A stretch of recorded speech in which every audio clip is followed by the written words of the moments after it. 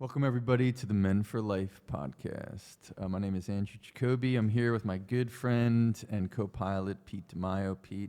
What's up, everybody? And our new friend, Earl New. That's Earl J. New, Andrew. Sorry, Earl J. New. My old friend, your new friend. Yeah, my new friend, Pete's old friend. Earl, thank you so much for joining us today, man. We're super excited. Glad to be here. Super excited to hear your story. It's a really intense story, and I'm really looking forward to diving into it. And I'm not gonna premise it too much. I just want to let you dive into it and sort of tell it. But before we do any of that, Pete is our expert at leading us into prayer as we start the show, so we make sure that the Holy Spirit is guiding what we're doing here. So Pete, brother. It was a little chilly in here tonight, so we're rocking. Yeah, with that's some why gloves. we're rocking the gloves. But It's also fashionable. yes, So. I would say tonight's episode for you viewers is it's going to be a powerful one, and it's going to go deep. Yeah. And thank you, Earl, so much for being with us. Sure. And for being willing. And, Amen. yeah, and I would say possibly for viewers, maybe like a little parental caution, and let's just be conscious of viewers under 18 years old for this one. Okay? Amen. All right. In the name of the Father, and the Son, and the Holy Spirit. Amen. God, I would just ask you to enter into the conversation tonight. Mary, I would ask you to cover us with your constant loving mantle of motherly protection. I would ask you to heal wounds that many, many of us have in our lives from different circumstances, but wounds are similar, and they're in need of constant healing and forgiveness, and a lot of time of mercy, and we need your abundant love, Lord. Jesus, I'm sorry. Your church that you established 2,000 years ago is has a lot of bumps and bruises and scrapes, and it's not your fault, it's our fault. And I would just ask you to strengthen all of us so that this way we can all do a better job of carrying your church forward into the future and making more disciples that can follow you and be true followers as you asked of us. And we'll ask this as we pray, Hail Mary, full of grace, the Lord is with thee. Blessed art thou among women, and blessed is the fruit of thy womb, Jesus. Holy Mary, Mother of God, pray for us sinners, now and at the hour of our death. Amen. In the name of the Father, and the Son, and the Holy Spirit. Amen. So, Earl, thank you, buddy. Yeah. I know a little bit about your story, and this might go from 0 to 60 or 0 to 150 pretty quickly. I don't know as we get into it and unravel, but number one, like I said, it takes a lot of courage to be able to just openly speak about this topic. And then I'm looking forward to getting to the part 2 and part 3 of this conversation, because you have an interesting, like a fascinating turn in your life, and even leading up to now with battling cancer over these last 6 years, and how it's helping you to live more of an abundant life. So we're going to talk about something that happened to you in your past, Okay. and uncover that wound. And then we're going to talk about how you healed from that and wound up living a wonderful life where you're married for 32 years, as you shared with me last night. You have a wonderful son who's 24 years old. And then into even the cancer, and how faith plays a part in your life, even regardless after everything that happened in your early young life. So. Right. So you pick up. Where do you want to start? Do you want to start young guy? You're from local area. I mean, for all of our Philly viewers, you're No, I got it. Again, my name's Earl J. New. I grew up in Levittown, Pennsylvania, a blue-collar town. Town was built for World War II vets. When they came home, they had homes that were affordable, and right around there, a steel mill was built, and most of the folks went and worked there and had great careers and whatnot. But I grew up in that kind of a mindset that, nose to the grindstone, and everybody always had a job. And I started producing, making money when I was around 12 years old, and I helped support my family with that. I was the oldest of 5 kids, and my father, in the 70s, there was a gas crisis when Carter was president. I'm not I don't speak politics or child rearing or religion typically. The things that you keep away from when you're in a bar, you just don't touch on those things. But my father was his profession was a traveling salesperson, so he had this little card that they would give him so that he could get gas on every other day because that was his job, But and he was gone for long hours, and he traveled quite big distances, so it wasn't uncommon for us to not see him before we went to bed, But heavy Catholic influence in our family, and my grandmother taught in the Archdiocese for 25 years, and her two eldest daughters became Sisters of St. Joseph. And they had the calling, and they went with it. And their eldest brother passed away. He was in Korea at the time, and he was flying a fighter bomber, but it has now been nicknamed the Widowmaker. It was like a test plane, and it was going down, and he ejected. But like you saw in Top Gun, he hit his head on the on the thing, yeah. And when he came to and let his parachute go, it was too late, and he just perished. He hit the ground. So I never had the opportunity to meet him, but I met all of his kids are my cousins, and we have really great, strong relationships. Really pretty awesome, actually. And then he ended up, his wife, they had 5 kids, and his best friend Joe kept in touch with Julie, my aunt, and they would write letters to each other and whatever. And his wife passed away from cancer not too long after the passing of my Uncle Jimmy. So they stayed friendly and all. And then he said he had 6 kids, so he said, why don't we just do this together? And then they ended up getting married, and they traveled the globe to wherever he had to end up going. And he was a fighter pilot too. He flew helos in Vietnam when eventually he ended up there. And but they traveled all over. They were in Japan. They were in Germany. They were all over the place. And then between the two of them, they had 2 other kids. And so there was 13 of them. They were the original Brady Bunch. No way, no kidding. It's like 2 Brady Bunches. Yeah, exactly. It was really, it's a miracle. It's a miracle, really. So anyway, I share that because it's just it's part of the story. But and so we were, my mother was I'll use the term because it fits, indoctrinated, if you will. And so we were at church every Sunday, no matter what. We were the ones bringing the gifts up, and then I was, chosen to be an altar boy and all that other stuff. So, and then one day before school, we were playing wall ball, and I threw a ball, and somehow, some way, despite how thick the glass was, and I'm showing my hands, it was like 12 inches thick, I broke a window. All right, and At the school or the church or the church, yeah. And I'm like, oh man, and I heard a gasp come from the rectory, like somebody saw it.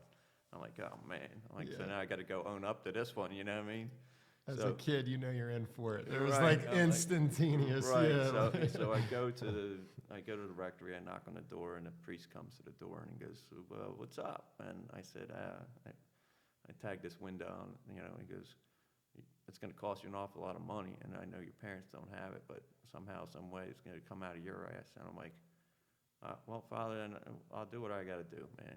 And so then they sent a janitor person over, and he's like, "I got a spare one, a spare block." He goes, "I'll just slide it in and glue it up. You'll be good. Don't worry about it." I'm like, "All right, But that's how I showed up on his radar screen, and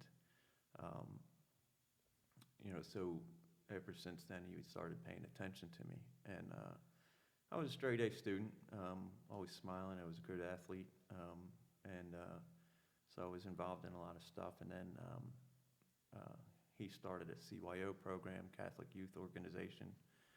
I don't know if they still call it that anymore. They but, do. It's do. still CYO. Yeah. all these years So later. anyway, he started that in our church, and he put me in charge of the trips and all. I was the guy who would plan the canoe trips and hiking trips and things like that, you know. And it was strange because, you know, looking back as an adult now, I go, oh my God, that was a mess. But he wouldn't let me leave his side, you know, when all the other people in the CYO were with me, and, you know, I'd want to go and hang with the kids my age. I wasn't permitted to do that. And it was just, you know, I thought maybe because it was a privilege for me to be in the position that was gifted to me from him, that's how I viewed it, you know. And then for many of you probably the same way now, but when there was block collection, you know, everybody, you know, there's 5 kids, and my mom was like, make sure the house is immaculate in case father decides he wants to stop in our house, you know, and you know, you would have your fingers crossed. I hope he does. I hope he comes in, you know, not just stands at the door getting the envelope or whatever. And you know, my mom's like, hey, I just made dinner. Would you like to come in? And he did. And I look back on it like as like you know, like when you you know, as lore goes, if you invite the vampire into your house, then they have access to your home, right? So that's pretty much what I think happened, was my mom invited him in, and then he ended up coming to dinner every Sunday night. And he literally sat on top of me. I mean, like so close it was uncomfortable. My parents didn't catch it, you know, and I was just kept trying to move away, and he kept moving closer, you know. And so then he got me a job at the rectory, you know, and I was his, you know, his, you know, go-to guy, I guess, if you will. And I started getting more and more shifts, and the other people working in the rectory were getting teed off at me because I was the new guy, and why are you getting all these shifts, you know? And then any time that something special would come down, like whether a bishop or the cardinal was coming, I was always there to make sure Earl's there. Earl's got to be here, you know. And so, and if you've ever worked in a rectory, at least the way it worked in ours, you never went upstairs to where the priests were, you know, where their rooms were and whatnot. So, you know, but I got to know the pastor and the other priests pretty well on a level that you don't typically, you know, from the church view, you know. So, anyway, pardon me, I just need to take a sip of water. You're fine. Earl, you and I had a chance to talk and catch up a little bit last night, which was nice because you and I are friends, and we haven't talked in a while, in several years. And I said to you, my gosh, Earl, as I'm listening to you, I was 2nd grade when I became an altar boy because I had an older brother. Yeah. And I was sharing with you that we worked in the rectory as kids, and my mom was a PTA mom. And I said to you, gosh, I remember if we served morning mass, like 7 a.m. mass, and you made it every morning, our pastor would take us out to breakfast on Friday morning, and we get to go to school late, you know, Yeah. after we went to Yeah. breakfast. And I said to you, I know that this life that you lived, because I lived it too, and I was so little, something like this could have happened to me, and thank God it didn't, but it did happen to you. Yeah, So, yeah. So pick the, up where you left off. tagging into what you said, anytime that there was a funeral, you got paid for funerals, remember? Yep. So, you know, I got almost all the funerals, you know. So I didn't get to go to brunch or breakfast afterwards, but I did get out of, you know, the first couple classes or whatnot, which was pretty cool. So forgive me, let me turn my phone off. You're fine. You're Excuse fine. me. Yeah, it was a cool perk when we were kids. And It was, yeah. And what you were describing is that was an honor. If the priest would come to your house on Sunday totally. nights and be with your family for dinner, Yeah. Mom and Dad looked at that as a Yeah. huge honor. And Yeah. if you got a chance to be on your priest's radar and be, you know, one of the ones that are counted on, Yeah. that was an honor. So all this is normal Right. until. Yeah, so then, you know, then I became the guy that would go on block collection, and you would get a stipend at the end of the shift, if you will, or whatever, and you were tasked with making sure to go ahead of the priest and get to the homes and go, Father's on the block, we're coming around, you know, just give you a heads up, sort of thing. And then he started to uh, just got close, which was close in a way that was uncomfortable, you know, and um, and that continued, but I just kind of brushed it off because I was a kid. I didn't know any better, you know. How old were you at this time? 12? Hmm. No, 10 or 11, I think, is when it started. Um, so, but anyway, I was the youngest one working in the rectory at that time, and that's another thing, was a sticking point for my coworkers, if you will, you know. So, anyway, then he would take myself and my siblings on these little day trips, and whether it be we go out to dinner or lunch or something. And I remember going to Crystal Cave with him, and a couple other, little day trip things. You know, it was just my mom was, thrilled.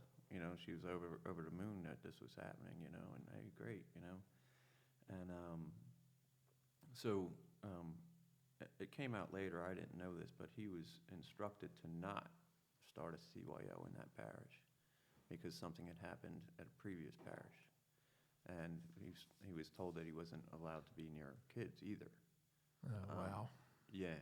So, but we wouldn't know that, you know. We didn't know that decree came about until I had to testify. So, I working at the rectory, I would just do like all kids would do. I just would do my homework, and phone rang or somebody came to the door, I'd handle it, and somebody needed to buy a mass card, I'd do that, that sort of thing, whatever needed to be done. And then I'd lock up the church at a certain time of night, and that sort of thing. But then one time we were, in the sacristy, and he gave, hey, you want some wine? I'm like, sure, when we had just done communion, which, a little wine hit, whatever. And then one time, he took me to a bodega down in Kensington, and a Mexican place, and we were sitting at a high top, and he ordered us margaritas, and the server didn't bat an eyelash because he was wearing his collar. Well, father said, So here I'm drinking alcohol, just like somebody who's 21 or better, and I was pre-teen, really, So that was a little odd, Man, it's cold in here. Holy smokes! Oh my gosh! I'm sorry, folks. I have a blood disorder, so I get cold fast. That's why I'm all bundled up. But we're sitting in an ice box right now.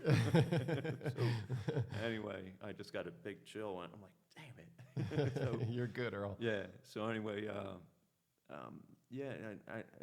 was just thinking I didn't know that it wasn't normal. You know what I mean? Because I was a kid. So I didn't think anything of it. But then one time when I was doing homework or whatever, it became the norm that he would come and sit down next to me while I was doing my homework and whatnot. And he was quite distracting, like he almost didn't want me to do my homework. He wanted me to pay attention to him.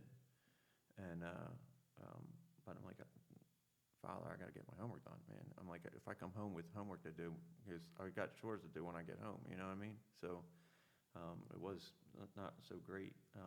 And there was a TV in there and whatnot. I remember watching the TV when the space shuttle went up Challenger, and I watched it explode. That's where I was when that happened. It was in the rectory. So there's these memories, Yeah. A lot of them are coming back right now as I'm talking to you. But anyway. I used to watch Teenage Mutant Ninja Turtles, and they would come on at like 3:30 after school, Earl. So I know you're bringing memories back for me. I'm older than you, so I don't. There was no Teenage Mutant Ninja Turtles then, not for me anyway. No, that didn't come till later. That's 90s, not 80s, right? Yeah. So. Or no, that's 80s, not 70s, right? Yeah. Yeah, that's correct. So, anyway, one time he came in and he says to me, he goes, "You want to wrestle?" And I said, "No." And he goes, "No, we're wrestling." I go, "No, I don't want to wrestle." And then he he was considerably bigger than me, you know, and next thing I know, he whips me out of the chair and wrestles me to the ground. He goes, now you better fight. And I'm like, I'm not gonna fight you. And he had me down good, you know. And next thing I know, I feel, you know, I didn't know what was going on, but he had an erection and he was driving it into my thigh pretty good, you know. And then I just laid there. I'm like, I'm not gonna engage. And then he got angry, like really, really angry that I wasn't wrestling back. And I said, you said, let's wrestle. And I said, no. And that wasn't good, you know, for him. You know, it was, you're going to do what I tell you to do, and that's it. And then not long after that, now remember, he kept making his way to my house for dinners. And so he got into my mother's head. And, you know, I can't believe, it's so cold in here, I can't believe there's a fly flitting around, you know, it should be dead. But anyway, he convinced her that that she needed therapy, and since we couldn't afford therapy, well, you can come and I'll counsel you and come to the rectory every Wednesday night. So This is your mother, Earl? yes. Yeah, okay. Yeah. And so what I come to find out was he was utilizing that to get inside intel into the family dynamics of our household. And he used that against me quite successfully. And it was terrible. You know, and he had my mom's brain all twisted up, you know. She had all kinds of problems that, you know, and because of all of her problems, she needed to continue to see him on a regular basis every Wednesday without fail, blah, blah. And I'm like, you know, again, I was a kid, so I didn't get it until later what his MO was, you know. And so one time he called downstairs and asked me to come up to his room, and Sorry, I found the fly. Sorry. is that the Holy Spirit saying I should shut up? Nah. Is that what this is? You know, all of a sudden I'm getting interrupted by a fly. Anyway, he asked me to come up into his room, and that was very unusual. And I just thought he needed me to collect the dinner plates and stuff and bring them downstairs to the kitchen. And that was not the case. I remember things went badly. And at one point, if I didn't do what he was asking of me to do, he was going to have me shipped off to my uncle who lived in California, so that I couldn't go to Bishop Egan, which is where I had my eyes set. And he said, I'll make this happen. You know I can make this happen. I control your mother. And I was like, well, you know, and at the time, there was bad race problems in a high school which was 2 blocks away from where I grew up, the public high school. And I had been mugged a couple of times, and my bicycle had been stolen 3 times, and we always go down to the same neighborhood and find it every time, you know. But you know, any football games there was always race riots there. So I didn't want to go there. So my father said, I can't afford, you know, Catholic high school, and I need a driver. So it's either I pay for car insurance for you, or you go to the public school, or you pay for it. So I worked my tail off to pay for to go to Bishop Egan, and that's an interesting story. How I paid for it is really kind of crazy, but you look back on it now, people be like, "Whoa, how's he doing it?" When I was in 6th grade in the elementary school, because I had money from the rectory, I always had cash in my pocket, and they had opened up what they called a stationery store. I mean, you get pencils and whatever there, but most of it was like candy and stuff. And the kids they'd go in there on recess and see if they want some candy or whatnot. And then I got this idea in my head. Somebody said, "Hey, you have any money?" And I go, "Yeah." I said, "Listen, For every penny you borrow from me today, you just come into school tomorrow with two pennies, 2 cents, right? And if you don't have it the next day, then the next day it'll be 3 cents, right? So it was 100% interest compounded daily, right? So Like the It's a good original, business. you're the original loan shark, Earl. indeed, right? So and the way I collected, the girls, as they do now too, they grew up faster than the boys. So I would go to these 2 girls in 8th grade. They were like almost the biggest kids in school, and I'd say to them, "Look, this one owes me some money, and then this is what they owe me. Whatever you get a piece of it, you know." So then they would go and do the collections. I wouldn't get my hands dirty, you know what I mean? But they'd show up at the end of the week and go, "Here's what we owe you," you know. So Earl. so then the principal called my house and said, "We need to see you, Mr. and Mrs. New. We need you to come to the school and bring your son." Okay. So I get there and she says, "Your son's running quite the operation here." And my parents are like, "What operation? What are you talking about?" Right? So she goes, "There's a young boy who's afraid to come to school because he owes Earl $27. He goes, "What does he owe?" My dad looks at me and goes, "Why does he owe you $27? He borrowed like a nickel or a dime like a month and a half ago." Right? He goes, "What?" So they shut it down, you know. But I was making, at 12 years old, I was making $300 a month doing this. It was like good money, you know. Back then, you think, wow, $300 a month. I'd die to get $300 now. You know, I was like, I was rolling in it, you know. So, but I was on their radar screen because of this priest a lot.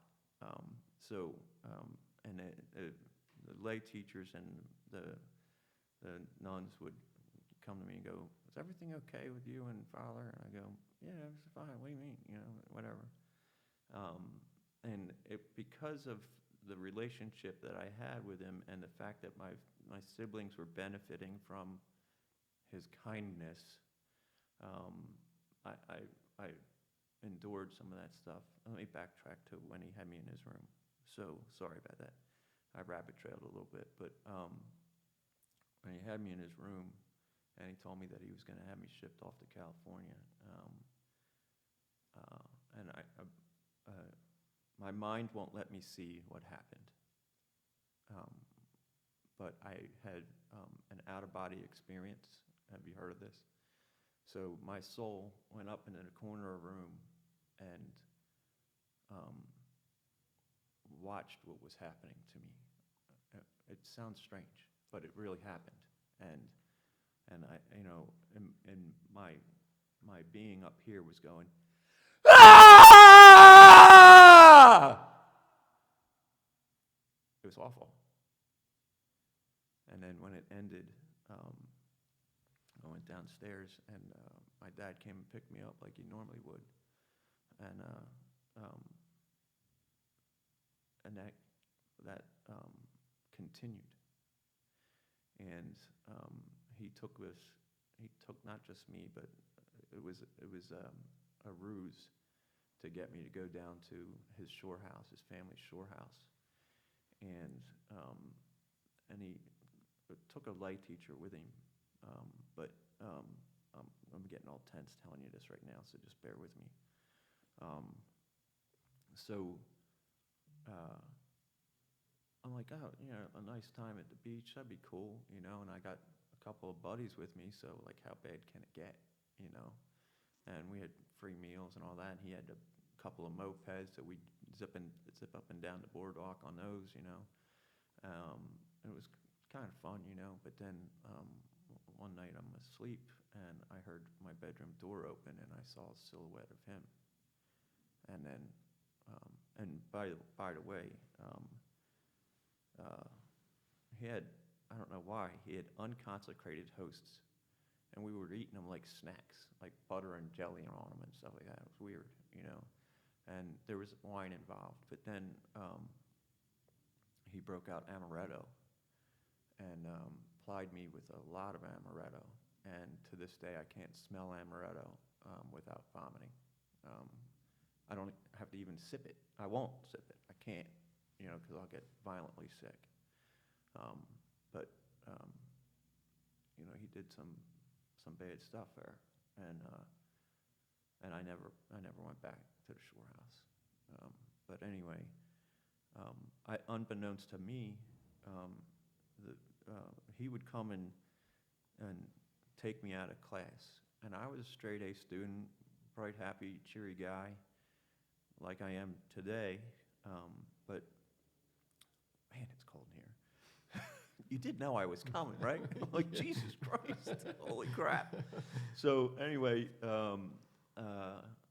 I didn't know until I had to testify that there was parishioners, other clergy, nuns, even the cook in the kitchen at the rectory all sent letters to the archdiocese saying this was a bright young man, and now he's failing all of his classes. If he shows up for school at all, when he does, this priest will take him out of class, and he's pulling rank. And so they sent all these letters to the archdiocese, and they didn't do anything to save me. And I got a real problem with that. I do to this day. I don't trash Catholicism. I would never. My family, like I said, I have one surviving nun who's my aunt. She's a beautiful human being, and maybe we can get her to come speak with you. She saw it, and she and my other aunt confronted him. They suspected something was going on, but when they would come and ask me about it, I was like, no, nothing's happening, because I didn't want to get in trouble by diming him out, and plus I didn't want to be shipped off to California. That's really what it came down to. So it was really very, very difficult, but I come to find out later that they had threatened him. It didn't do anything, but the nuns knew. They knew something was up. They couldn't put their finger on it, but they knew something was wrong. So anyway, they ended up, when I graduated 8th grade, he said he was going to take me to Disney World. And I was terrified. And he got the tickets and everything. We were supposed to leave like in 2 days or something like that. And my dad goes, "You looking forward to your trip?" And like, no. I didn't say no. I just shook my head. He goes, "There's something with him, ain't there?" Yeah. He goes, "I'm going to end this right now." And he called the priest and says, "Earl's not going with you to Walt Disney World. Matter of fact, you're not going to see him ever again." And he threw a hissy fit. I spent all this money. I have all these plans. We're doing all this. And my dad, he goes, "It's over between you and your girlfriend." So he must have suspected something was up. And I never heard my dad talk like that before. Yeah. My dad says, "You come near my kid again, I'm going to kill you." And right then, right after that, had nothing to do with my father or me, but the archdiocese transferred him. What it had to do with was the heat got hot because all the letters they were getting. So they transferred him. And so I felt this huge relief because he was, as far as I knew, out of my life. And then he started sending me jilted girlfriend letters from the new parish. I would get 2 or 3 a month for like 3 months. I wish I saved them because it would have earned me a lot more money today from the settlement. But my dad was like, "No, you got to get rid of these things. It's just, So, and my dad he would monitor everything from then forward. And my younger brothers, they credit me for saving them because he was starting to groom them for the same thing. What number child are you, Earl? I'm the oldest of 5. Oldest. Yeah. Any sisters or just? Two boys, 2 girls. Yeah. So I got a sister below me, a brother, and a sister. So. And your parents are going through this. So I'm putting myself with our own children in their shoes. They're going through this for the first time. Yeah. With their pastor, with their oldest son. He wasn't the pastor. He was assistant pastor. Just assistant priest. Yeah. Yeah. Gosh. Yeah. So Chief, you had a question? No. No? So there was a eighth grade trip prior to that going to New York City, and it was, I felt a little expensive, because I knew I was going to be the one paying for it. But it turned out that if I didn't go on the trip, I was going to have to stay in class with whom I don't even remember, whatever teacher. But so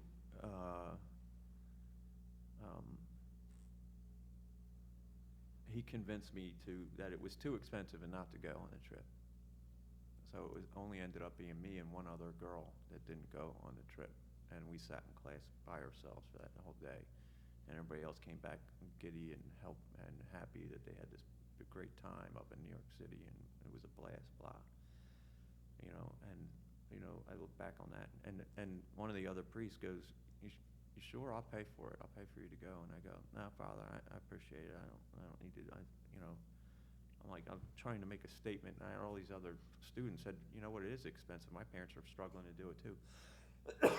Excuse me. And they all said that they were going to sit it out, and they didn't. None of them did. Their parents gone scrounged up the money somehow. So here I am sitting by myself with this other girl just twiddling her thumbs, There was no instruction that day or anything. It was just, it sucked. It sucked, and he had pulled his strings to make sure to keep me within eyesight, Anyway, he left, got transferred, and then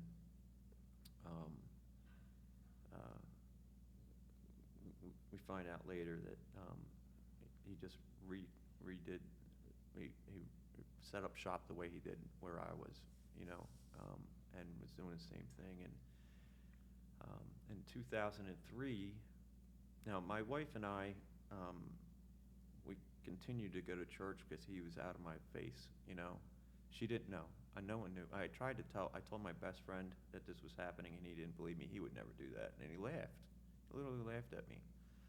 And prior to the Disney World thing, I was trying to let my parents know that this was an uncomfortable situation. Sorry. You're okay. And one time my uncle came in from California, and it was Easter, and I said, can we go for a walk? And he says, yeah, beautiful spring day. And I told him what was going on. Like a last bastion of hope. And I'm walking on the sidewalk with him, and he looks down at me and goes, good luck with that. And there's no bigger feeling of abandonment than that, when you're reaching out, asking for help, and you're not getting any, and all you can do is see that you're still in hell. Yeah. So you're being sexually abused by a priest, and when you finally came to the point that you're ready to open up and tell your parents or your uncle or your best friend, no one even believed you. It was, he would never do that. It's unheard of, You shared something with me last night, Earl, that I think is really important. I'm going to get to it. Yeah, okay. Right now. Yeah. So I was already living in hell, and as a Catholic, I know that suicide is a mortal sin, and I don't believe that in my heart these days, but at the time I did, and I thought, well, if I'm going to go to hell, I'm already in hell, so it's got to be better than this. So I decided to take myself out, and I'd done my research. This is the best way to do it, and so that the best way meaning that there was no coming back. There's no way somebody would be able to revive me. No way, impossible. And so that's where I was. That was my mindset. And just as I'm about to do it, this bright light comes from behind my right shoulder. And I'm like, what the frick? And then I heard this voice say to me, do not throw away your gift. He's a flawed individual. Forgive him and you will have a blessed life. And I'm like, whoa. I didn't really want to kill myself, but I didn't see another way. No, I didn't, and he still did it for another 10 months until he got transferred out. So, but I stuck around, and you know, and I have had a blessed life, I feel, and that was like the second time I feel as though I saw an angel. The first time when I was 3, we were we had just come from the mall, and we'd gotten hot dogs for dinner, and back then there was no seat belts or car seats, you know, so I'm in the back of the car with my 18-month sister, and I'm chomping away at my hot dog, and we were T-boned by somebody, and the kids, we just got tossed, you know, and my parents were bloodied up pretty good. I'll never get that vision out of my head, and you know, when the authorities arrived and whatever else, everybody's screaming they couldn't find my sister, right? And so it was crazy. Like, where did she get tossed from the car? Where is she? You know, she wasn't crying, nothing. Well, it turns out that she rolled under the front seat and just fell asleep. It was crazy, you know. But that's one of those, when I think back, and I'm like, that was an angel right there, you know, because we lived, and my sister just, instead of crying about it, she just went to sleep. But my son will tell you, to this day, hot dogs are my favorite food, because I lost my hot dog that day. It got all like kind of cruddy, rolled under the seat, and I'm like, I wanted my hot dog, you know. So, you know. I'm glad you're getting to have your hot dogs, Earl. Yeah. So anyway, so my wife and I, we continued going to church and stuff, and I never said anything to her or anybody else, because I thought it was just me, and there was an element of shame to it, Mm-hmm. you know. Though now, you know, you look back as an adult, there should have never been any shame to it. It wasn't my fault, you know. But I got in 2003. We had just walked in from a vacation from down the Jersey Shore, and I was still wearing my trunks and a tank top and all, and phone rings, and it's my dad. There was no cell phones, I don't think, at the time yet, but if they were, they was the big blocky ones, you know what I mean. So it was, you know, regular phone with the cord and all in the house, and I'm like, hey, Dad, what's up? My dad never really called me that much, but he's like, this guy wants you to call him. I don't know if I should have said his name. It wasn't right. But anyway, I said, Dad, give him my number. Everybody has my number, man. I'm like, you know, I give it out like chiclets, you know what I mean? So, so calls me and says, you know, we went over hey, how'd the last 30 years treat you, you know, type thing. He was 4 years my senior, so it's not like somebody you would hang around with. I mean, I knew him from the neighborhood, you know, but it wasn't like, you know, he would never be on my ball club or my soccer team or anything like that, you know, and he was, you know, bigger. He hung out with the older kids, you know, just enough to see him, and you knew the family, you know, they had a big Catholic family too, you know, so, but eventually after all the salutations and getting to know each other's history, he says, look, I want you to talk to a detective. And I went, what? Like, is this a joke, dude? He goes, no. He goes, I know what happened to you. I go, what happened to me? He goes, Colby. And I just took the phone and I went like this, and I turned white, and my wife goes, who died? I said, my soul. And I said, what are you talking about, man? He goes, it wasn't just you. It was a bunch of us. And I said, you're kidding. He goes, no. He goes, I want you to talk to this detective. I said, okay. And you know, I was just crushed. Like, all the memories came flooding back. I mean, I was in a bad state. I crawled into a bottle that night and stayed there, you know. And my wife was like, how did you keep this from me all these years, and why? And I said, what good would it do to do that, tell you about this? I mean, I suffered enough. You didn't need to be taking this on, you know. At least that was my thought. But so ended up talking to the detective, and it turned out that the detective was nefarious a bad actor. He was working for the church trying to discredit people like myself. And he recorded phone calls without our knowledge and kept trying to get us to recant what really happened. And I go, what precinct are you part of now? And he goes, I'm retired. I go, then why are you pretending to be a detective right now? You know, I caught him in it. He goes, well, I already got your call recorded and I'm giving it to the church. I go, you don't have my permission to do that. He goes, well, I did. That's what I'm doing. And then the Philadelphia DA's office called me and said, we'd like you to come down. We want to talk to you. And so I said, okay. And I get down there and they come in with this file and they throw it on the desk, a manila file, and it's about this thick. I'm showing about a quarter to a half inch for those listening and can't see the video. But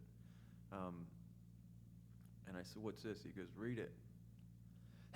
It was a collection of all the letters from the parishioners and the teachers and the nuns and all sent saying there's something wrong here. So the archdiocese knew something was going down and they didn't do anything about it. So they had a file on you from all the way back when you're 12 years old. Yes. And now here you are in 2003. Yes. Is it 2003? Yes. And you're part of this entire thing blowing up. I didn't know what was going to happen then.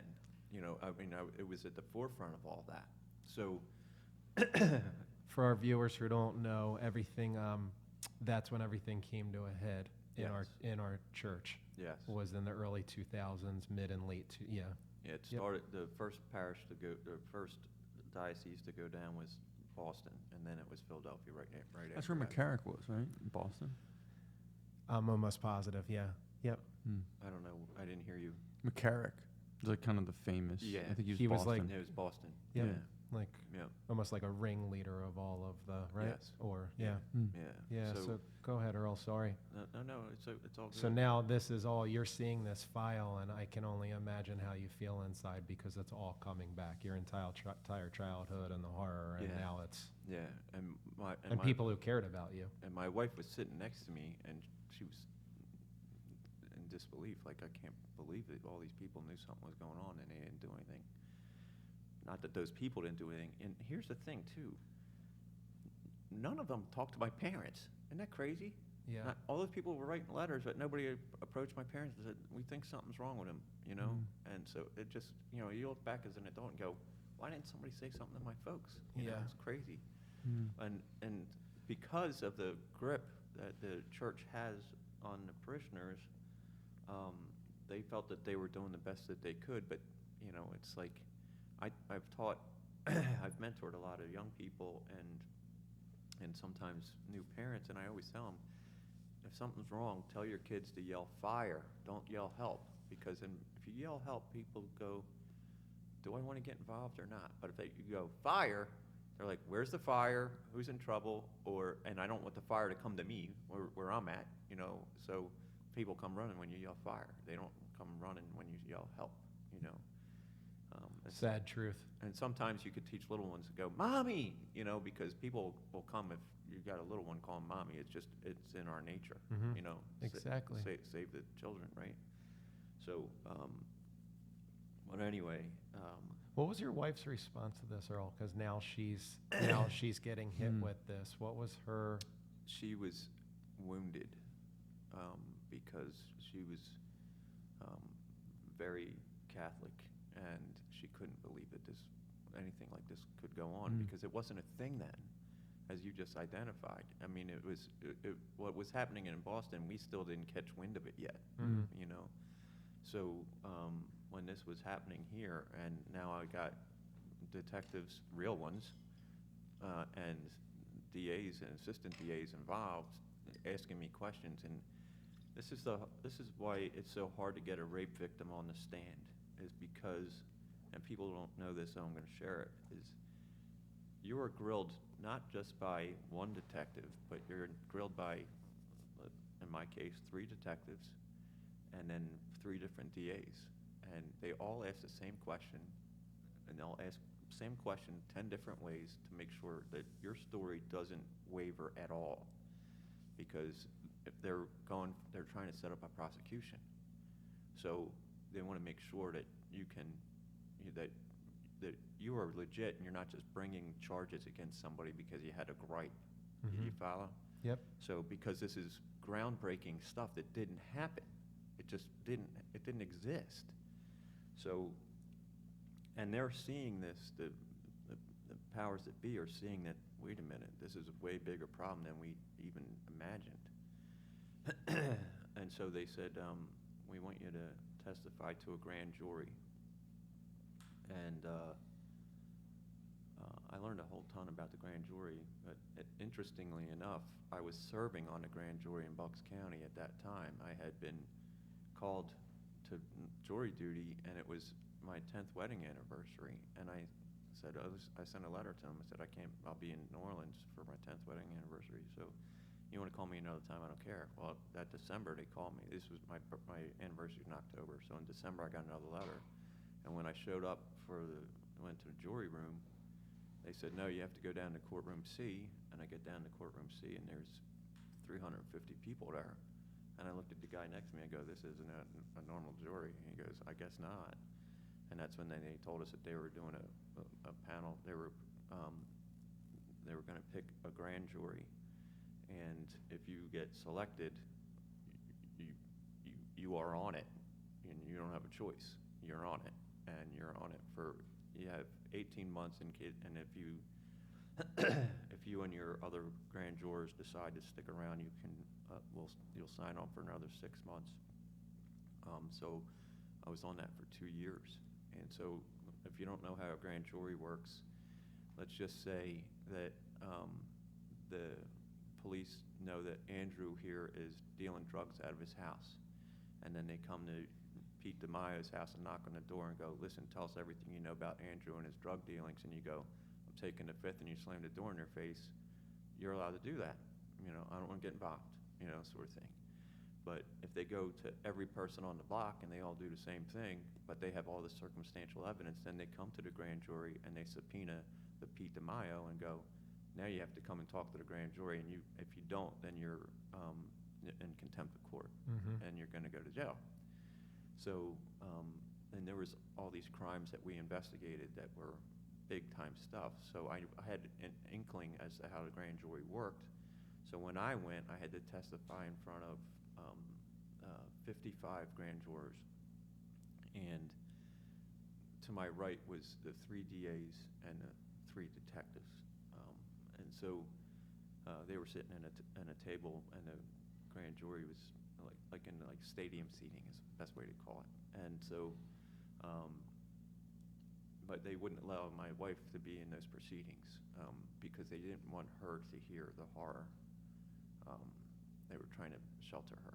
And damn it, it is freaking cold in here. Oh, Earl, Jesus it is so Christ. cold, buddy. Oh my God! I'm like, wait a minute, why did I come here for this torture? What the hell, So, so when you see 55 grand jurors, Sister Maeve always encourages us to offer it up, and when we're suffering, we're doing something good for she can go pound sand, pal. Yeah. Okay. Sometimes we're walking around praying in the rain, and she reminds us double grace for those days. Right. Yeah.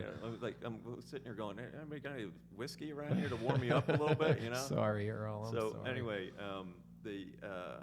when you see the grand jury and those 3 detectives and those 3 DAs all weeping at your story, that's when it hit home. Like, it's as bad as I thought it was.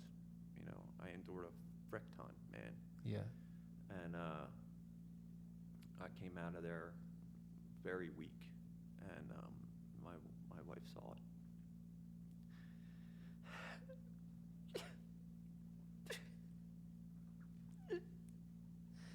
And she gave me a hug, and she was crying. And the DA comes out and she goes, I'm going to walk you out. And we come out of City Hall in Philly, and we were crossing Broad, and we were standing on one of those concrete triangle things, and she was smoking 2 cigarettes at the same time, shaking like a leaf, man. And I looked at her and I go, "Are you gonna be okay?" you know. And she goes, "I just keep hearing these stories." And she goes, "Yours is the worst one yet." And she goes, I don't know how many more I can take. You know, I knew it was taking a toll on those folks. I mean, they were investigating some horror, absolute horror, you know, Yeah. because they ruined lives. Yeah. So then in 2005, I had to, at this point, I was referred to a legal group, and they were representing what we called ourselves the survivors. And you don't want to go around saying I was the abused, you know. Not that the connotation's any different. We were abused, but the attorney group came to me and said, "Would you mind being the poster boy for the survivors?" And I said, "Why me?" And he goes, "Oh, because you have stayed married for 10 years, and you have a good career going, and you're not a raging alcoholic or drug addict, and most of the survivors are, and we need somebody who could speak eloquently enough or professionally enough, thank you, to the media if need be." And I said, "Okay, you know, because this needs to get out. People need to know this is a real thing and it's happening." And at that time, they asked me if I would talk to this 12-year-old boy down in this parish down in South Jersey where this priest was. And I said, "For what?" And they go, "We know he's being abused." And I said, "I'll speak to him, but only if the parents condone it." I said, "Last thing I want to do is be confused with anything like that, you know." Which, by the way, if you do your own research, you'll find that anybody who's been abused the way I was, 99% of those people never end up doing that, ever. You know, there's a very small percentage, I think it's less than 1%, that have done that, but it doesn't happen. It's like when you go through it, you would never put another child through something like that. It doesn't happen. But that's not to say that I wasn't prejudiced. You know, back then, it was, you know, you didn't have Twitter or text messages or anything like that. It was email. And word got out. And I got an email from a friend saying, "I didn't know you were gay." I said, "I'm not gay, asshole." And I'm like, "What the fuck, Sorry. man?" You know? Sorry, Earl. Yeah. So I'm like, "What? I want to punch you in the face, bro." And then somebody else texts me and goes, "Well, why didn't he want me?" I'm like, "I didn't win the fucking lottery, asshole. Like, you know, this is not something that's a good thing. You know, what, like you missed out on something. You didn't miss out on anything. You missed out on hell, brother. You know, it's like, shut up." You know, so then they said that they were gonna, "Do we need to send you a subpoena?" I go, "For what?" And they go, "We want you to," in '05, they wanted me to go in front of a regular jury like you see on TV, you know, and the thing about grand juries, by the way, they are an arm of the law, right? But the regular jury that you see on TV is not permitted to know that there was a grand jury doing months and months and months of research and finally brought the charges. So the charges come from the grand jury. The grand jury signs off on it. And then the prosecutor can then bring the charges once the grand jury says, "Yes, that we want you to bring these charges." You know, so, and then the regular jury doesn't know that all this backstory is happening. They're not permitted to know that. So then it's the job of the DA to present all of the found evidence and convince that jury that this is really a thing. Now, this was, if you think about it, there were police, fire people, you know, like a big Italian and Irish contingents that were like, "This is not happening. You can't bring these charges. This is bogus. There's no way." And I'm like, "Oh yeah, MFR? I'll tell you how bogus it is," you know. So and that was a thing. You know, 'cause nobody wanted it to happen. They didn't want somebody to bring down their church, and that's what was going on. That was where this was headed, and it was bigger than you know, right? So they ended up that the parents of that 12-year-old in South Jersey said he would never do that and refused to talk to me. Hmm. And then I found out years later that, well, sure enough, you know, that's what happened, you know, and the parents just were blind. And this was the same priest that was Yes. abusing you. Yes. What and happened was to in this South priest? Jersey. So he ended up getting excommunicated, and you wouldn't know this likely, but that's a very difficult thing to do, and it has to come directly from the Vatican. So he was removed and stripped of his, I'm losing the word, but he was Priesthood. stripped of his priesthood. There's a defrocked. Thank you. That's the word. He was defrocked. And thanks, John. And so, but because of the statute of limitations, I couldn't bring charges, and because the stranglehold that the Catholic Church has on Harrisburg, there was state senators that brought legislation to extend a window for people to bring charges despite the statute of limitations. And every state in the union opened up a 2-year window for that except for Pennsylvania. And despite that, the same thing happened in the Pittsburgh Archdiocese, but because of the Pittsburgh Archdiocese, the people came with torches and pitchforks, and so they settled with all the abused without, you know, being decreed to do so from the powers that be, you know, from the judicial system. But Philadelphia didn't. No. So, because they didn't have to. Hmm.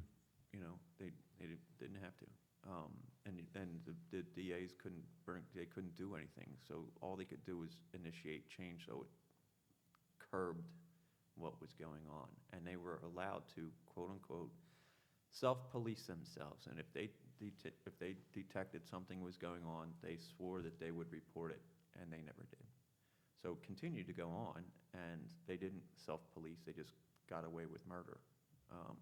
Murder of souls.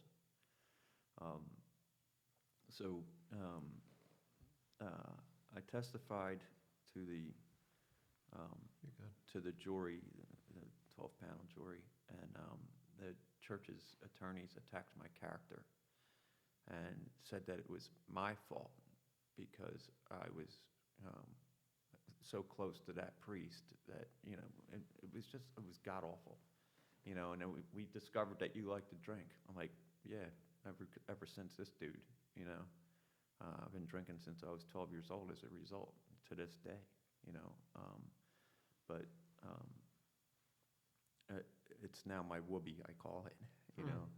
I drink every night, but not, you know, like I'm not a knockdown, you know, drunk or nothing like that. You know, I've been a very productive person in society, and my wife and I have owned 2 very successful businesses, and we've raised a wonderful son. But when all this was going on, my son was at the time was in CCD. They still call it that. The prep program now. Yeah. It's called prep now Yeah. rather than CCD. We still know it as CCD, Earl. Yeah, I'm with you. I'm old school. So anyway, he was in that, and then I told my wife he's not allowed to go unless there's one of us standing next to him. That just not happening, because it was important to her that he got his sacraments. Yeah. Important to her. I was out, like I can't set foot in a church anymore. You know. I got to tell you, Earl, there's a part you just struck a chord with me. And the stuff that goes on now inside of our church with all the protecting God's children stuff, it's great. We need to protect God's children. However, when I made, and I've told Trisha this, I said, honey, you having issues and then forcing that and projecting it out on me, I'm not interested. That's like me having to go to an NA class or an AA class because my next door neighbor is a drug addict. No thanks, I'm good. Let's just send them to the NA class, and, Yeah. I'm okay over here. I don't need to do all of your stuff. I'm not a sexual deviant. Right, right. So yeah. I appreciate that we're taking all those measures, but a lot of it feels like fake fluff to me. Yeah. Because we're still dealing with the. It still happens. I'm on the w- inside, so I get reports from the attorneys and the things that most people wouldn't. And the only thing See. that matters, like you said, is that your son is safe and that there's more than one adult there present. So the means that are being taken are really, really good, Earl, and I would never knock that. It's just that that's a little bit upsetting and frustrating for me because go deliver that message to where it belongs. Not on the rest of us who aren't the problem. So Right. I got to tell you, you and your wife, after all this, wanting your son to be raised through the sacraments is like No, that wasn't me. It your was wife, only her. Your wife. It was Well, only her. Yeah. And so. Well, thanks for being willing Yeah. for him to have them. Yeah. So, well, I didn't really have a choice actually. When she puts down the hammer, that's I know. Okay, this is a fight that I don't want to fight. You're a good husband, Earl. Yeah. We don't have a choice in those matters. No. So, anyway, we had gotten a phone call from the pastor saying that we hadn't given our tithing, and I ripped him a new one. I ripped him apart, and I said, "How dare you?" And I said, "If you're not aware, you should be aware. This is what's happening." And it still hadn't blown up yet. And he goes, "I'm sorry, I'll never call you again." He goes, "I know that people in my graduating class have been accused and proved that they did the same thing." So and he goes, "And I struggle with it every day, and I'm really sorry, and you'll never hear from me again." So, And Earl, I'm sure he genuinely meant that. I Because know. we have so many good, faithful, holy priests and sisters and Yeah. deacons and bishops and all that. For him to hear that, Yeah. if he's one of our good ones, which I'm sure he is, Yeah. that probably kills him inside. Yeah. Yeah. I'm not sure if he's still with us anymore, but anyway, I knew that he was a good, decent dude, you know. yeah. But Yeah, but you're still carrying and bearing this wound that yeah, you have and to. I just I look at anybody that's wearing that collar with a skewed eye, you know, and that's never going to go away. I'm in therapy for it now, and I have been for many years.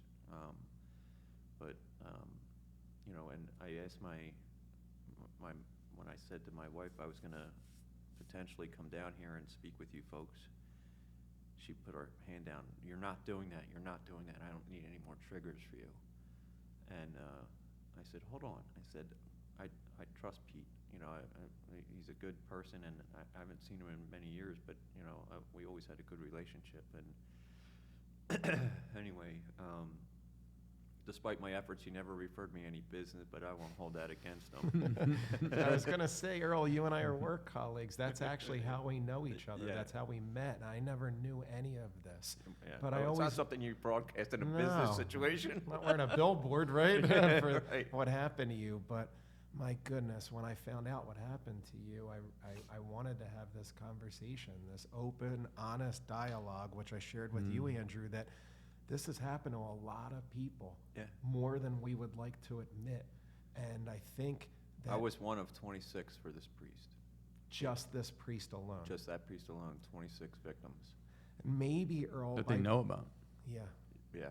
And maybe by people hearing your story and viewing this, maybe they'll know that that's not the end of your life, that there's life after this, and that healing is possible and forgiveness is possible. And so that's what I find to be really, really compelling, Earl, is that yeah, you still have these wounds and you're still carrying them, and no, you're not a perfect human being. You're not God. You're a man, you know, but my goodness, man, you have a beautiful marriage. You've been married for 32 years. Your wife and you went through this together just 20 Yeah. years ago. You have this son. It was still important for your wife that he would have his sacraments in the church after this happened, you know, to her Yeah. own husband. Like, you guys are a good family. Right. And it would be really nice for our viewers to know that no matter who this has happened to you, whether it's you, whether it's a loved one, someone that you know, that by hearing from you, Earl, that there is life after this. You Yeah. can,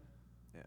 you got a really positive outlook on life, and that's, people aren't hearing that. They don't know the Earl that I know, Well, because you're sharing your story. The positive outlook comes from the fact that I was on my way out the door.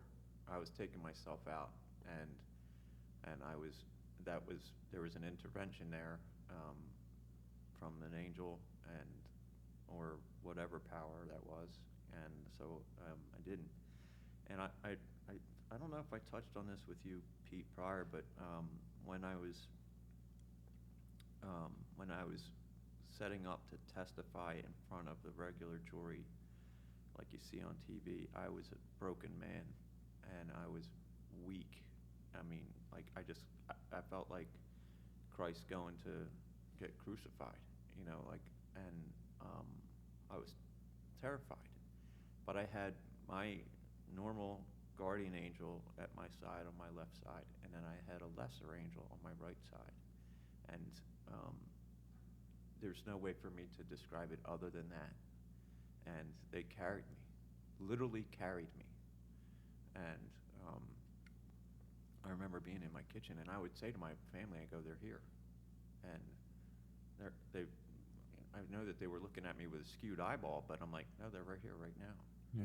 I could feel the presence, because I was facing the gauntlet. That's how I felt about it. Mm. Felt like I was going to go down a sliding board of razor blades into a vat of salt. Like, this is going to be terrible. It's going to hurt a lot. So, and it did. But I had gone to. There was another. More legislation had come out later, and they gathered the group of us for a meeting about such legislation, and I looked at the person next to me, and it was a group of, I don't know, almost 40 people, and male and female, and all being represented by the same legal group, and they were wonderful, by the way, and they did tons and tons of research and found all this documentation and all this wonderful stuff, and to present their cases and whatnot. But I looked at the person next to me and I said, "Where's so and so and so and so?" They couldn't take it anymore. I go, "What?" They took themselves out. That's very common for the abused, because you grow up believing that this is the right thing to do, and you believe in the church, and you believe in the priests and whatnot, and most of us grew up with them. Yeah, we got that fly. No, we did. No. Missed it. It's a fruit fly. But anyway, it's so Sorry. weird because it's not even the season for them. But I know. anyway, The interns were eating in here before, so maybe one of them. yeah, maybe brought it with them from home or something. But anyway, But Earl, you just said something important. We are raised, and we have this feeling towards our clergy, and we look at them a certain way and hold them on a pedestal, right? That's right. And you were just saying that, and yeah, and it's too much for some people to take exactly when when they get violated. yeah, we're holding you in a regard that's way higher than a president or Yeah. a CEO of a corporation or whatever, a leader of some organization. Yeah. Yeah. Earl, I have a question for you. Why share this publicly now? Like, what brought this? I'm not sure if you've shared it in a public forum before, but Other what than is the testifying, no. yeah? So what is it? What's the reason? Why do it? I don't know, because my friend asked me to. Hey, It's not something I didn't seek you guys out. You guys sought me out. Yeah. So that's really what it comes down to. I literally what happened, I reposted something on Facebook, and it was a story about the new cardinal who was selected for DC, and there's a lot of surrounding him, and I reposted it because I wanted to read it later. And when Earl saw what I had reposted, he messaged me, and when we messaged back and forth, and I found out this about Earl, I said, Earl, would you like to discuss this? I have a feeling. And I told you, Earl, Trisha and I are very vulnerable. We share our story. And so people come up and bear these wounds to us and are vulnerable with us. And we just know that we're just a wounded people that are in need of a savior and in need Yeah. of, and you and I started talking about, we Yeah. got to be more loving with one another. Yeah. And, you know, and Yeah. that's the, and so, yeah, I guess I prompted this a little bit. It's not like Earl was shaking the tree or anything. Yeah. No, but he didn't have to do it. No, No. but he reminded me of it. He said it years ago when this was all going on. He posted something positive about the Catholic Church on Facebook, and I said, burn it down, burn it to the ground. And he goes, well, the last time you messaged me, you said burn it to the ground, and I'm like, yeah, I was a pretty salty guy back then. I was still in the throes of it all. You But know? I understand. Yeah. You know how many people out there have walked away from the church and they're bitter Oh yeah. because they're holding on to something Yeah. right now? And Earl, we just want them to come back. I have to tell you, both of my parents have passed away, but after all this was going on, they still continued to go to church, and it irritated the shit out of me, man. I'm like, after you saw everything that I've been through, how could you, you know? Even my aunt who's the nun, I couldn't ask her to revoke her vocation, you know, but she knew. And when I was testifying to the jury in public, again, they wouldn't allow my wife to be there. So my aunt, the nun, she snuck her way in, and she was there for me. And as I was testifying and their attorneys were attacking me, she couldn't take it. And she got up and she walked out, and I felt, oh shit, that's the only person here for me. And now I felt abandoned, you know, and I took the abuse and you know, when you're trying to tell your story, the judge goes, that's not the question that was asked of you. Just answer the question as it was asked, you know. It was very curt, you know, and I'm like, As if there's no like humanness and emotion tied correct. to it, right? Yeah. Like it's just, and Earl, your wife, because she loves you and doesn't want you to have to rehash this, said, no, don't do this tonight. right. But your son and your aunt, who's the 88-year-old Sister St. Joseph, both told you yes. Would you just share that, what they both told you? I Yeah. thought it was beautiful. So I had my wife and my son in the room when Pete posed this, and I said, look, I've been wrestling with this, and my wife immediately, you know, she is my champion, she's my saint, she's my hero, and she's guarded me. So she's like, there's no way, and it may be self-serving, because she didn't want to see me go down a rabbit hole, you know? Yep. But my son, conversely, he goes, Mom, I disagree. No, my son's a 24-year-old man. And he says, and he knew all that went on, you know? And I'm trying to remember, when he was little, I was crying over this whole thing. And this little squirt of a boy comes over and goes, Daddy, just stop thinking about that guy. It makes you cry all the time. You know, and out of the mouths of a baby. He must have been 3 or 4 years old, you know? So he grew up in knowing all of this, you know, and he knew how protective we were of him, you know? But he said, Dad, if you can educate people about how this was for you and give them a look behind the curtain a little bit, you know, and show them the Oz, you know, and perhaps there's somebody out there that's suffering like you are, or like you have, and maybe you can affect some change and help other people. And that was the catalyst for me to really think, okay, if my son thinks this, then sure. And then I brought it up to my aunt, and she was like, EJ, I think you should do it. And then she called me and said, hey, did you make a decision? I said, yeah, I said, I'm going to do it. I said, but Pete hasn't called me back. I said, so I guess it's off the table now, you know? So like I'm like texting him, calling him, nothing, and crickets over here. And I'm like, oh, well, okay then, you know, I guess I don't have to go through this hell, but not that it's hell, but you know, it's hard to bring up this stuff. I You know. know, I can It- only it- imagine. It's raw. We're you know? sorry for you, Earl. Yeah. We are. Yeah. So it's, Thank you to your aunt. What's her name? Ginger. Aunt Ginger, Yeah. and also your son for Yeah. encouraging you. Yeah. Well, wait. Let me Yeah, go share ahead. this Sorry. with I'm you. sorry. So, Yeah.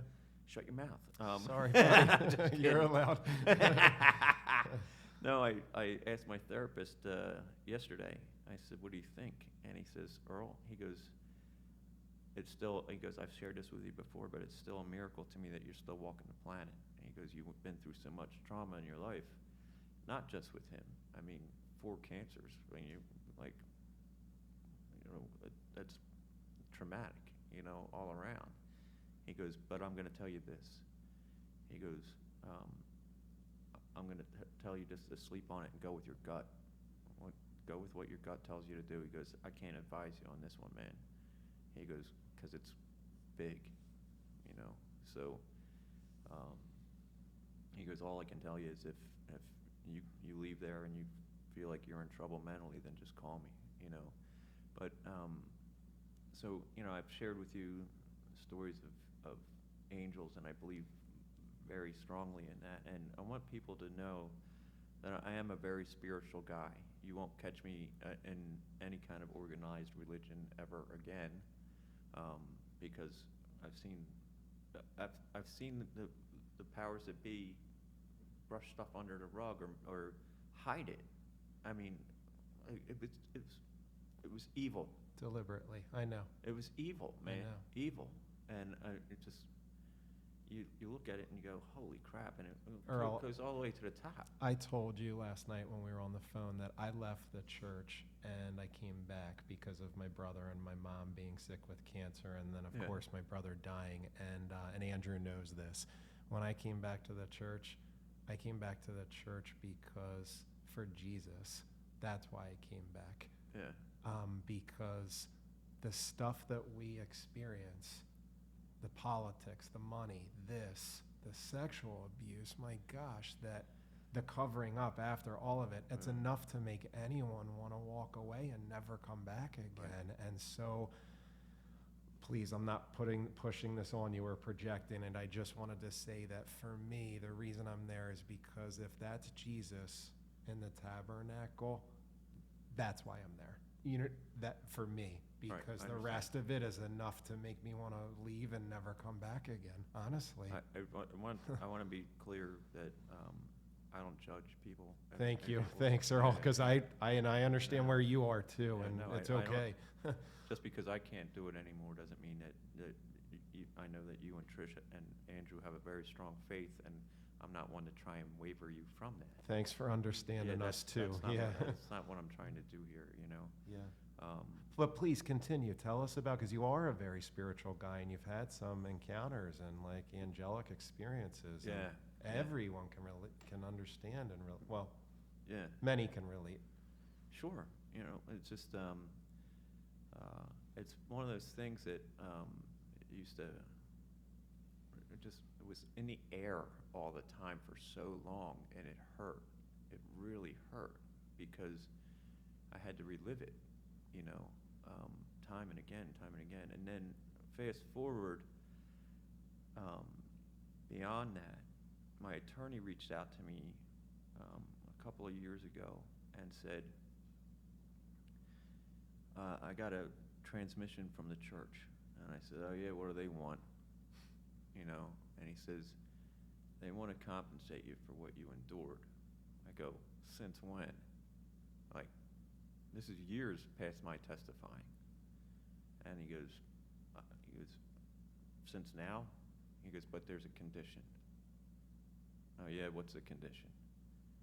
You have to write down all of the abuse in exacting detail for them to review, and that's what's going to decide what compensation you receive.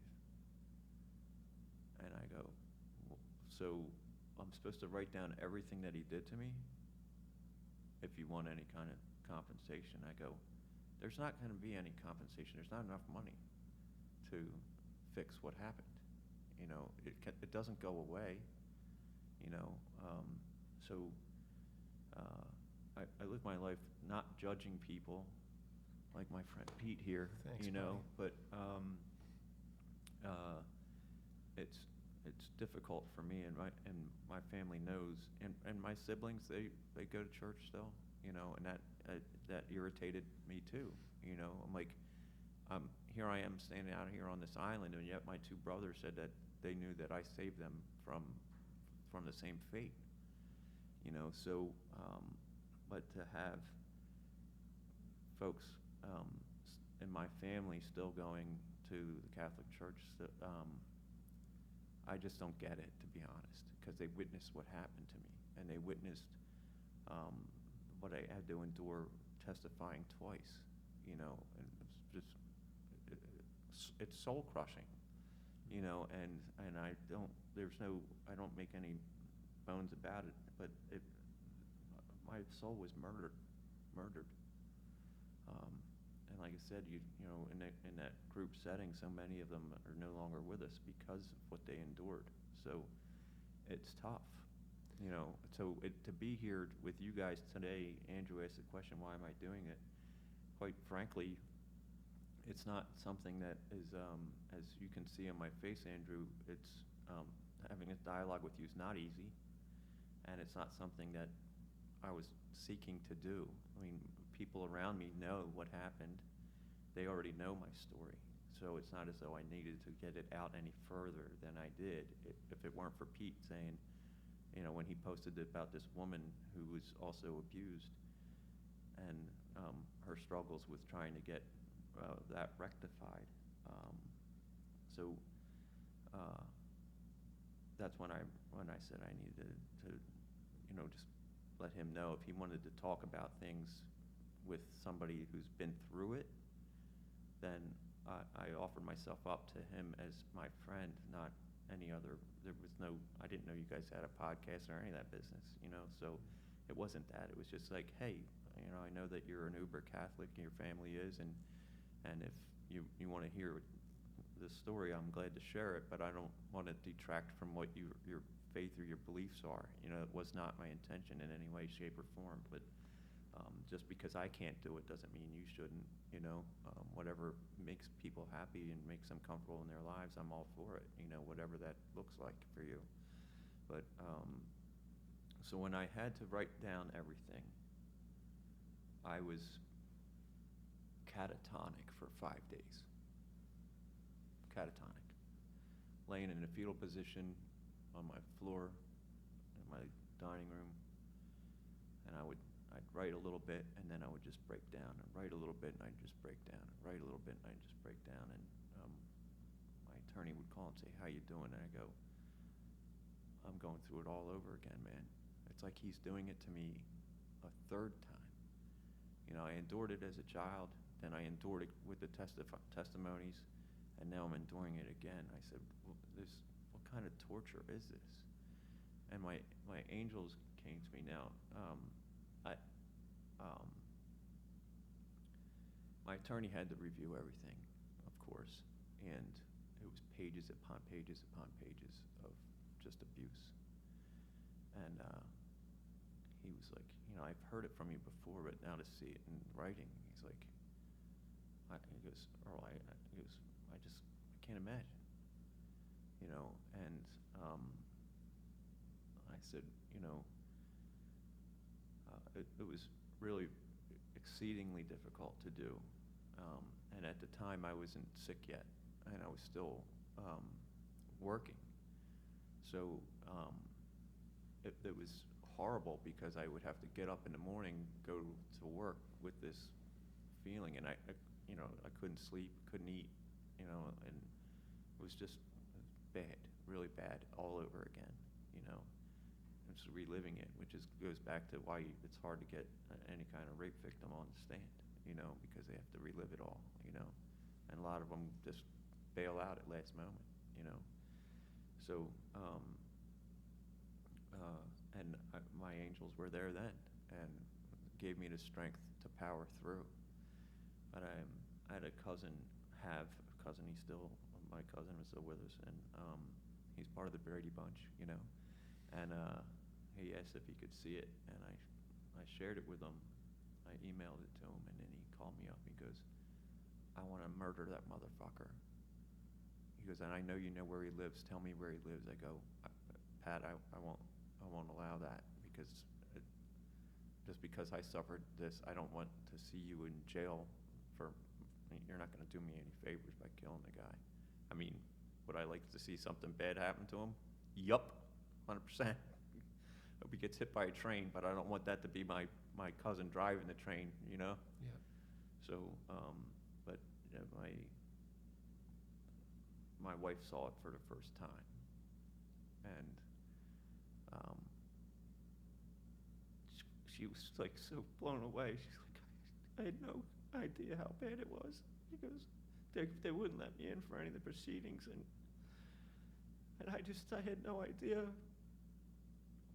I really had no idea. And she's like, I'm just happy you're still here with us. I love you so much, you know. And then to add insult to injury, how much do you think they offered me? I think most people would think millions. And we're just going to go after the Catholic Church that has tons and tons of money, and we're going to go take them, right? Yeah. $200,000. That's not life-changing. It doesn't pay off my house. It doesn't make a dent in my kid's college.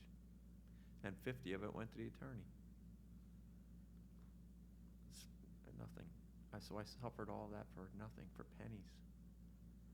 Pennies. What's 150 grand? It doesn't change anyone's life at all. So it wasn't worth it. It wasn't worth enduring all that for $150,000. You know? No, because you didn't want to go through that a first time, let alone a second or a third time. And you're right, there's no price tag that we can put on our the human person, on our, you know, and our soul and our the Holy Spirit inside of us.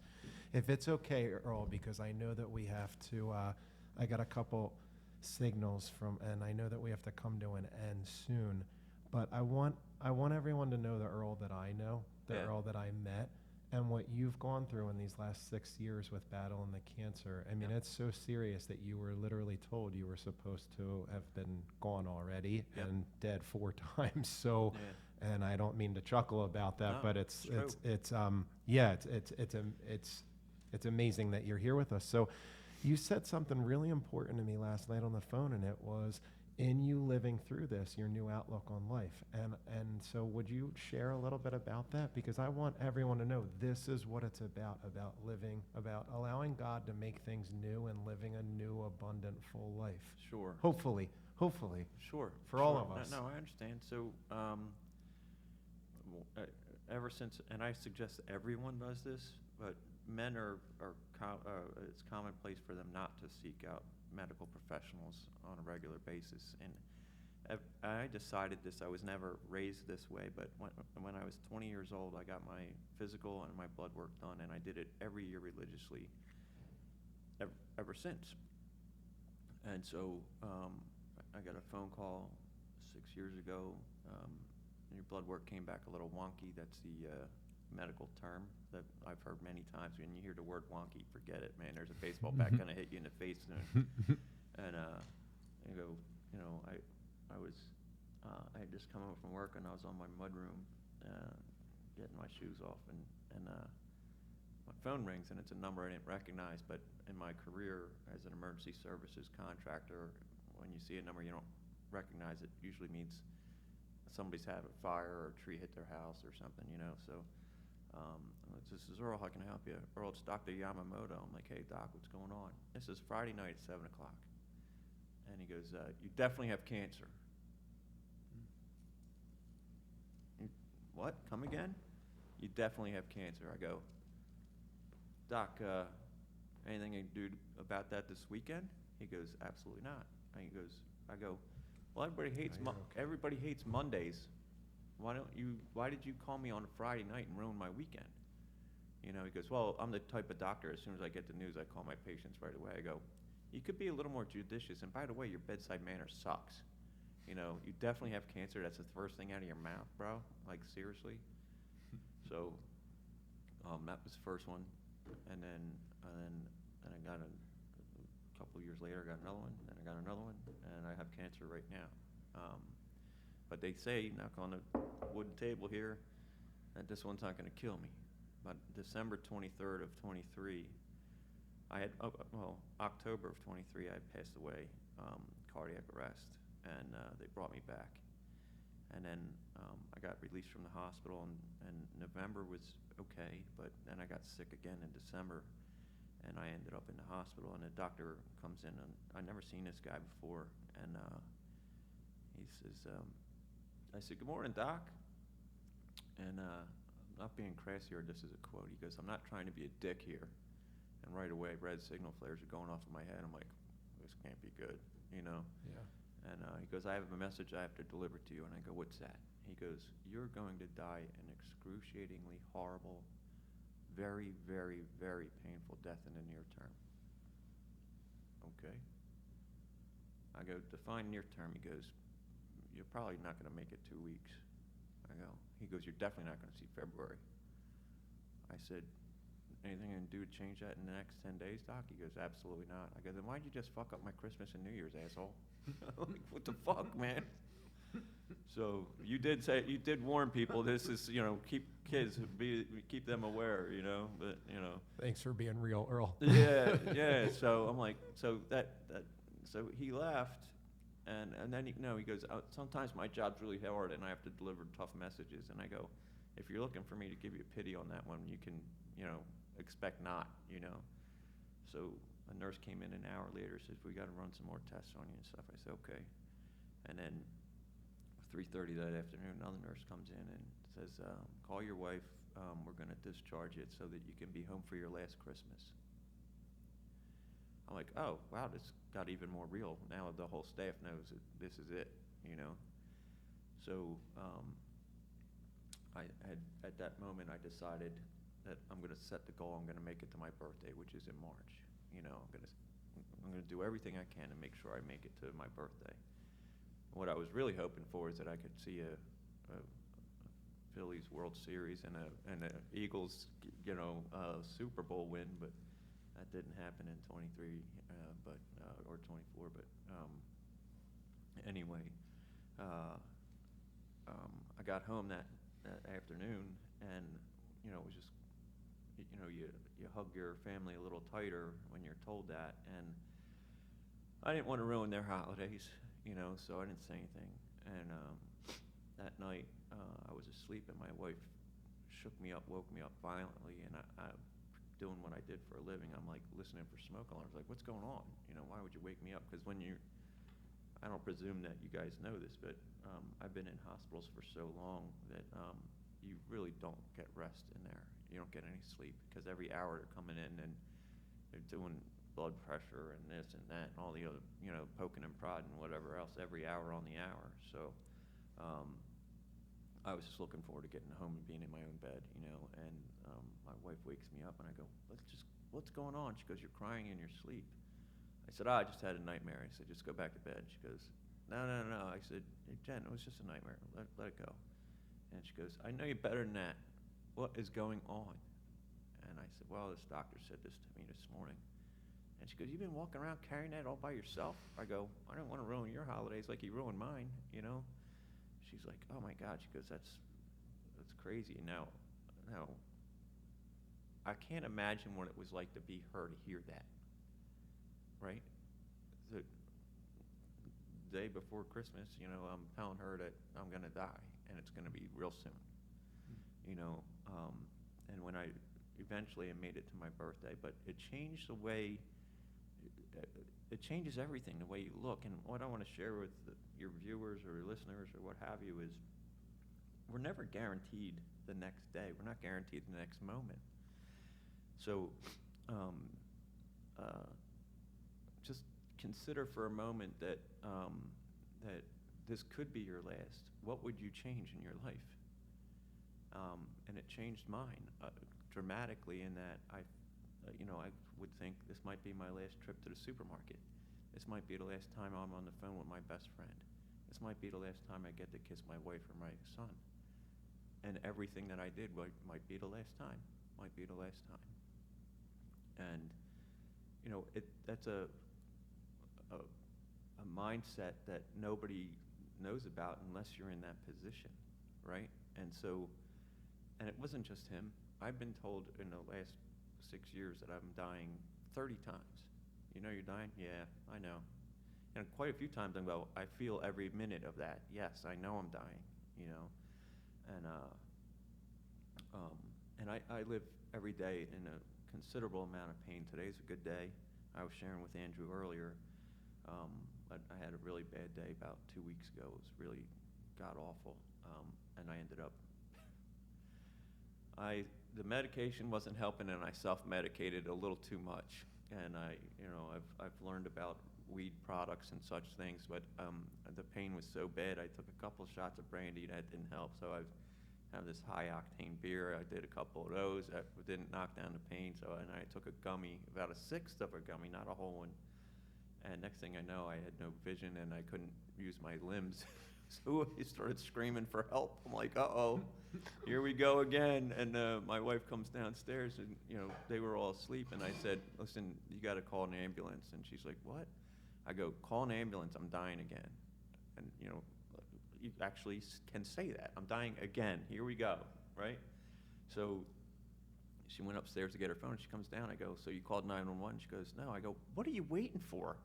Dying over here. Right? She goes, you sure I can't just drive you to the hospital? I go, unless you have life-saving equipment in your car that I'm unaware of? No! Get an ambulance here right now. Like, have I? And I go, have I ever asked you to call an ambulance before? She goes, no. I go, there's your clue. Right? Something's bad happening to me right now, you know? So the EMTs come in and they carry me, they check me out and they're like, you sure you're, you know, something? I go, trust me, something's really, really, really wrong. So and I couldn't walk because I had no use of my limbs, and so they're carrying me out, but I'm trying to walk, and they look at my wife and son and say, does he always have a problem with his gait like this? And they're both, no, never, both of them like in unison. And I said, see, something's wrong, man. And they get me in a ambulance, and they're asking me about my health history, and the guy goes, wait, what? You were told December 23rd that you're going to pass away in like 2 weeks? I said, yeah. And he goes, oh, and now you've had how many cancers? Blah, you know, holy crap. And I get to the hospital and the check-in nurse goes, what brings you in tonight? I go, I'm dying. And she goes, how would you know what it feels like to die? I go, check my file. And she goes, oh my God, you do know what it feels like to die.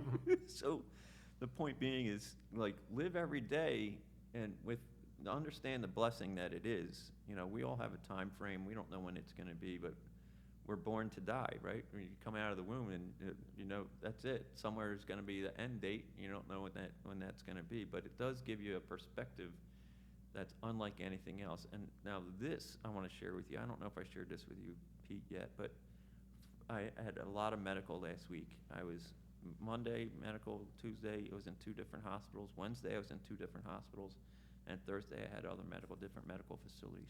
And Friday was the only day I didn't have medical. And my primary care physician calls me up. Don't you think it's crazy that they call him primary care physician? When I grew up, it was PCP, and that was a really bad thing, you know, a drug. You know, like if you were on PCP, man, you were like superhuman strength and throwing cops around like they were rag dolls, you know what I mean? But anyway, he calls and he says, I got your blood work and your urinalysis in. And I said, and I always brace for that phone call. I go, okay, what do you got, doc? And he goes, everything's perfect. I go, what? He goes, everything is perfect. I go, doc, you're looking at the wrong file. I said, it says Earl J. New on it you're looking at? He goes, I swear, Earl. He goes, I double-checked it myself. He goes, everything is perfect. I go, that can't be. He goes, it's the best it's been in 6 years. And I go, well, what does this mean? He goes, we think you're going to make it. I go, doc, I already counted myself out. I said, this is a mind fuck you're giving me right now. Like, you think I'm going to, I said, now I have to change my whole thought process. Now I got to go out and do something, you know? So because of so much doctors and cancers and stuff like that, I can't work anymore. And it's just impossible. And I was sharing with Andrew earlier, when my body says shut it down, like it did today. I was planning on coming here, and my body goes, nope, you got to lay down right now. And I woke up literally at 4:30, got your message, be here at 5:30, and I'm like, oh, I'm gonna jump in my car and run because it was an hour away. So like I just right out of bed. But now I'm thinking, okay, I got it. I've always made sure that I put good out in the world, and I change people's lives, and I save lives. I saved a gentleman the other day. His wife had passed away, and talking with him, he said he wanted to join her, and he missed her so much. And I said, whoa, did you just say what I thought you said? He goes, yeah. I go, you're thinking about taking yourself out? He goes, yes. I said, hold on, man. I said, do you think Heather would want you to do that? He says, oh, I just miss her. I go, no, answer the question, man. I bet she didn't. I bet she doesn't want you to do that. I said, I bet she talks to you. He goes, she does. I said, probably even in your sleep. He goes, she does. I go, she's still with you? And he said, he shared that she had just gotten a passport before she got sick, and she never got to use it. I go, well, why don't you go on trips and take her passport with you, and you can take her along? And he goes, I was just thinking the same thing. I go, well, you can't do that if you take yourself out, bro. And I shared with him my story so that he knew that he wasn't alone in that space, and that I've been in that space. And because his wife passed away from cancer, and I told him I have cancer right now. But you wouldn't know it. I don't make my burden anybody else's burden. I was sharing with Andrew. I don't walk around broadcasting it, but I also don't walk around like Eeyore or going, oh, the sky is falling, or woe is me. I'm not that guy. So if you need to wrap up, I understand. I just wanted to make sure to share that piece with you. Yeah, Earl, I think that there's a lot of wisdom there, and I think that we would be a much better people, much better men, much better women, much better society if we would all take that to heart to say, if today were my last day, how would I want it to be spent, and what would I want my encounters to be with other human beings? Right. Right? Yeah. Earl, man, thank you so much. Your courage was super inspiring to me, and I'm sure to everybody listening. It's really hard to share what you shared. I mean, there's just no words. Yeah. So thank you, man. Yeah, Really appreciate You're it. welcome, man. You're welcome. Before we close in prayer, can you tell our viewers, can you repeat what the angel said to you? What the angel said to me that do not throw away your gift. He's a flawed individual. Forgive him, and you will have a blessed life. And I feel as though I have had a blessed life. Amen. So. And when you died on the table, Earl, we almost missed that. Oh yeah. So yeah, I was in cancer surgery, and I saw the proverbial white light. Everything was black, and there was this archway. It was this bright light coming, and so I went towards the light, and just as I got to the light, this gray, shadowy, fluid-like figure showed up, and I went to push past it actually to go in, and I was grabbed by my shoulders with such might and whipped around, and then pushed in my back, and was said, "You're not done yet." And then I went, whew, and I woke up in recovery after surgery, and I said, but I want to go in there because I'm tired. I'm done, man.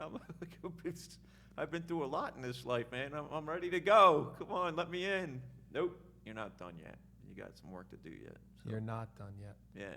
And I want you to know my phone was buzzing, and it was buzzing in a good way. I have the Sisters of Life. I have seminarians. I have a whole bunch of people praying for you right now. That's great. And anybody else who's wounded out there that's in need of healing, we're praying for you. And I think that, Earl, number one, thank you.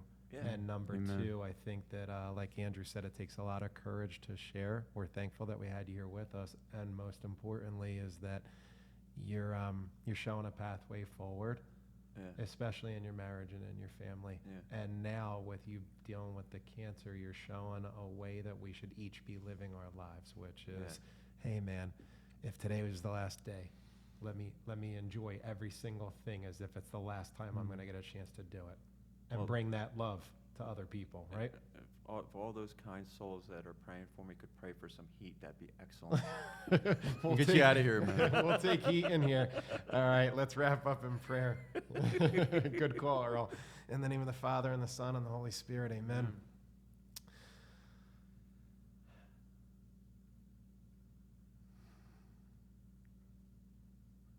God, we know that you're a God of love. We know that you created us, and we know that you created us for happiness.